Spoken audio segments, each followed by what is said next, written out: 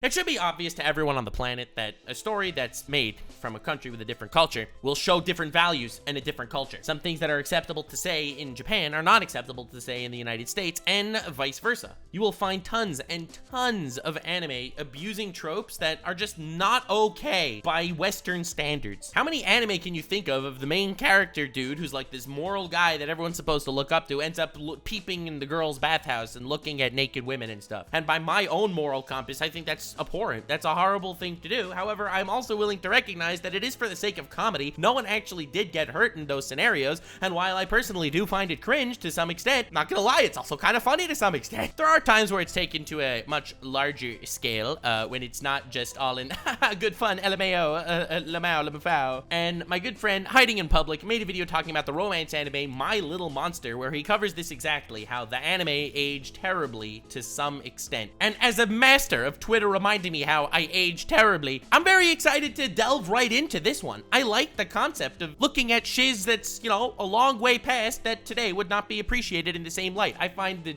evolution or devolution of culture very interesting. And I also like when other things get canceled on Twitter, and it's not just me. Bro, every single freaking tweet I make, someone has to quote tweet it, be like, this you, and showed a screenshot of a video that I made like 5 years ago to say the N-word, where the N-word I was referring to was the word nipple. And people are like, bro, this man, he's profiting off racism. Bro, what planet are you actually on? It's like the most victimless crime on the planet. But let's just jump right into something else that aged terribly so we could laugh at something else instead of, you know, me. Definitely subscribe, because I'm probably gonna get canceled for this one too. So Hiding in Public is a friend of mine, and he made a video called This Anime Aged Terribly. I love things that age terribly. Call me a psycho. Call me a crazy man. Don't do that, actually. Enough people do it on Twitter. I don't need to hear more people calling me that. But I love seeing things age poorly. When I see someone with their old tweets brought up and it completely makes them look like a complete asshole, I love that. Like, people can't recognize the fact that things at different time periods are, you know, acceptable, and things in other time periods are not acceptable. Some people just can't keep in their mind that if you say something in 2016 that is appropriate then, it just might not sound appropriate if you say it in 2023. And people will see that and they're like, oh my god, this person must be evil, but they don't recognize the fact that society evolved. I love looking at how society evolves and things that were okay that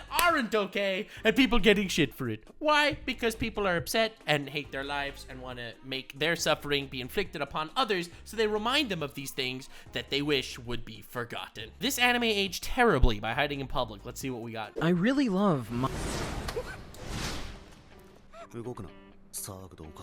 Oh! Oh no! It's a My Little Monster video. Oh, make one peep and I rate. Oh no! Okay, so maybe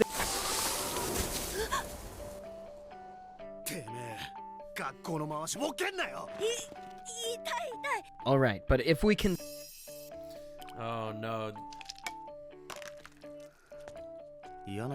Someone in chat just said, as an incel I relate. Okay, dude, what are you doing here? Get the hell out of here.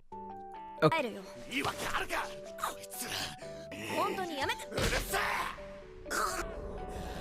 Fatality.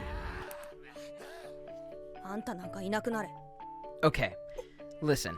The anime you're seeing right now is a little-known anime called My Little Monster, a shoujo romance series. In fact, the 4th most popular shoujo anime of all time, at least according to AniList. So, not really that little of a series. I'm sure that some of you have heard of it. I hope that many of you have. Deranged beast-like delinquent and straight-A's serious student cross paths and fall in love. I personally have a lot of great memories of the show from whenever I first watched it when I was 13. Then I tried rewatching it a couple years ago and... Damn. Oh shit. Oh no, Twitter didn't like that one. Yeah, that part was, a don't face your heroes type moment. Like, sometimes fond memories are best left to the past. But look, man, one of my favorite characters is Dio, and he has done every crime you could think of, okay? This dude has sexually assaulted people. He has stolen people's bodies. He has murdered people. Dio is not a good man. He is also my role model in life, and I emulate him in every act that I take.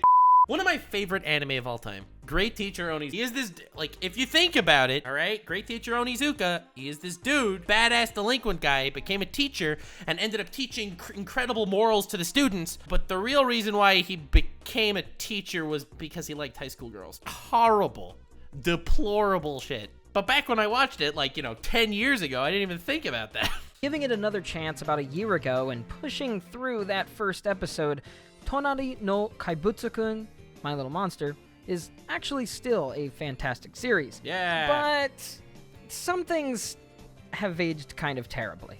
Haru is sort of disconnected from his environment, seemingly disconnected permanently in the 5-year-old innocence type of mind state. Barely any awareness of his surroundings or consideration to them, and no bite behind his words, but horrible words nonetheless. He evokes the sort of vibe that keeps pretty much everyone in fear and at their distance. His spontaneity clashes with the organized and resourceful Mizutani in a sort of classic Beauty and the Beast opposites attract type of way.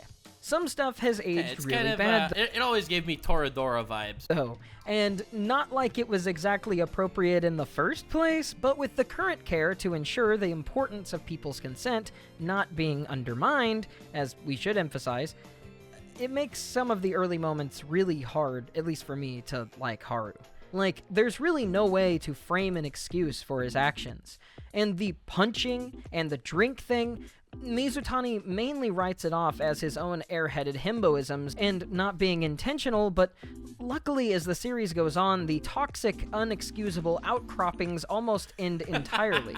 Past the first episode, I can't even think of anything properly egregious either, except maybe one other part that we'll get to later that has aged poorly. But it begs to ask, why? Why was this used to grab the attention of a viewer and of a reader? That's clickbait. That's literally clickbait. Series have a hard time fighting to stay above the water, to prove some sort of... You gotta get someone to click on episode 2. And if this is episode 1, then it'll make people at least intrigued to see what becomes of it, and then they get the heartfelt story. Enticing mechanic literally or twist clickbait on a classically beloved trope, and to an extent, I think that's actually what this is meaning. Definitely comes across pretty off-putting. There's sort of a long-standing trope of the beast being tamed in shoujo and other romance literature aimed at women that goes back for hundreds of years pretty much all across the globe. While many shonen romances are about a fairly agreeable, some might say bland, male MC trying to woo and get the girl despite his pathetic nature, or not feel outsmarted or undermined in some sort of way in his masculinity, many shoujo center on bringing out the inner good in an otherwise... I can fix him, the anime. ...toxic person. I think it's not too controversial to point out that trend. The romantic idea that's you just without a doubt, that's a trend. See the good that's deep down even when others don't, and that you can sort of fix them. The twist on this that I think makes My Little Monster so engaging, though, is that he doesn't become good due to her endless charm or the power of love or anything, really. Mizutani, at first, sort of resents the fact that she realizes she's even fallen for him at all. Nani?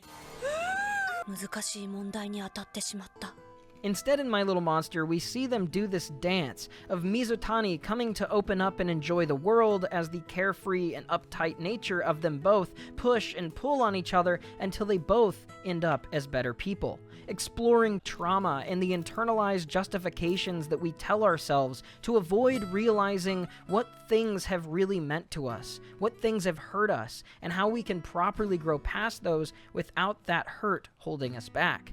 Yeah. We see why Mizutani is such a workaholic and so headstrong and emotionless, and why Haru tries so hard to avoid focusing too deeply on how or why he feels the way he does in different moments. I feel like some of the best romance are when you have two people that clearly both of them had something in their past that makes them an incomplete person, and it's due to their relationship with this other incomplete person that both of them can feel complete together. That's just basic romance stories development. I feel like My Little Monster, based on what I remember, it's been literally a decade. I feel like it does a pretty good job of doing that. So while it sachets around the facade of the Beauty and the Beast type tale, it reveals itself to be a lesson of internal growth for them both, in confronting the things that they were convinced were important, just to protect themselves from hurt.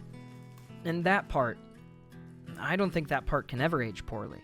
Truth. There is one other thing, though, that unfortunately plagues the anime, that drags it down to many that I've seen react to the show, and it's something that also used to be very normalized.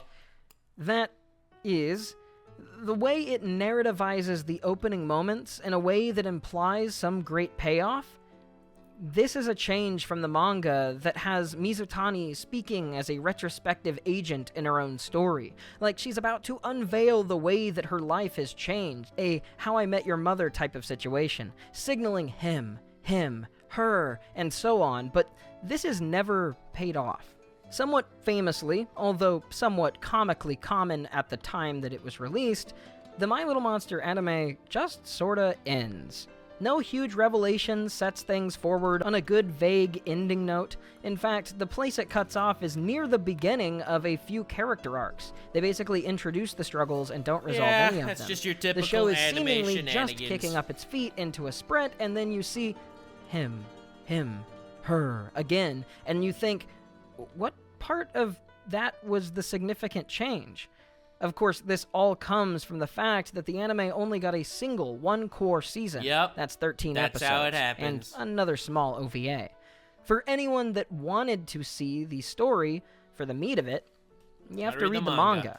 The manga is under 60 chapters, so it's not that long, and the anime only covers the first 16. And so you can probably see what's so poorly aged, but 12 episodes cover 16 chapters? Oh. With 11 years of distance from this show's release, despite its immense popularity at the time and over time, a sequel never came, leaving this show to feel a bit poorly aged, a fraction of a story. But, you know, it's still better than nothing. I was pretty young when My Little Monster came out as an anime, a period where I was really eating up tons of romance shows, and more so than any romance lead I could think of, I really resonated with Mizutani's struggles. Internal insecurities and priorities, even her character flaws. I felt like I was Mizutani. I could insert as her, and even though older me doesn't woo over Haru, I still feel that Hey, are you implying something about younger you there, sir? way about Mizutani. And there are other side characters like Yamaken that I can't help but resonate with. Dude, I do as not well. remember a single side character. I guess in my the point show. is, this anime has some elements that have aged terribly, and I can understand why some people would be put off. But please don't drop it, or write it off. I promise it has a good heart. And the manga is one that I hold dear too. If you really like romance, I'll be honest, you ready for the most controversial take of the entire video? I don't think it aged terribly. This dude was a ruffian asshole, and he acted like an asshole because he is rough around the edges, and he becomes a better person through the story. I don't think it's a crime to write a character that does questionable, if not, you know, inappropriate things, and watch them grow from that. I literally don't see that as a problem. It's not terribly aged. It's a person who was kind of an asshole that becomes less of an asshole. In my opinion, that's just good writing. You haven't braved the waters into shoujo for some reason yet, I think it's also a good series that can help you take that jump, whether you're a guy or a girl, but I'm sure more guys have probably failed to take that jump than girls have. There are sets of narrative tropes, both bad and good, that definitely mark differences between the average shonen-aimed romance and more shoujo-aimed ones, but I think if you mainly care about central character dynamics and people being cute and getting together and likable protagonists and whatever, liking one should never inhibit you from liking the other. This is one that I personally think can appeal to everyone, if you ignore some of the poorly aged parts at the start.